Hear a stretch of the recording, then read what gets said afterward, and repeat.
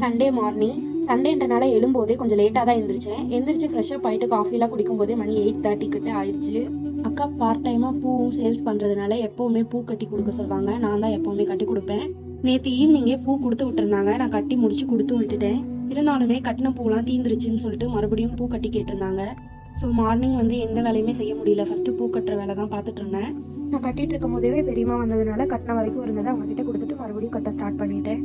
பெரியம்மா கிட்ட கொடுத்து விட்டதை நீ இப்போ கட்டினதோட சேர்த்து 3 முழம் இருந்தது. சரி இதுவே போதும்னு சொல்லிட்டு எடுத்து வச்சுட்டேன். அப்புறம் நைட்டு கட்டின முல்லை போல் கொஞ்சம் பேலன்ஸ் இருந்துச்சு. சரி அதை கட்டி நான் வச்சுக்கலாம் அப்படின்னு சொல்லிட்டு அதையுமே கட்டி முடிச்சிட்டேன். அப்புறம் வீட்டில் இருக்க வேலையெல்லாம் பார்க்க ஆரம்பிச்சிட்டேன். பாத்திரம்லாம் கழுவி எடுத்து வச்சுட்டு வீடெலாம் கூட்டிட்டு துணி ஊற வைக்கும் போதே மணி 10-10:30 கிட்ட ஆயிடுச்சு. ஸோ பசிக்க ஆரம்பிச்சிருச்சு. ஸோ தோசை ஊற்றி நானும் சாப்பிட்டுட்டு பாட்டிக்கும் தோசை போட்டு கொடுத்துட்டு கொஞ்சம் ரெக்கார்ட் ஒர்க்லாம் இருந்துச்சு. ஸோ அதை பார்க்க ஆரம்பிச்சிட்டேன். இன்னைக்கான மினி vlog அவ்வளோதான். தேங்க்ஸ் ஃபார் வாட்சிங்.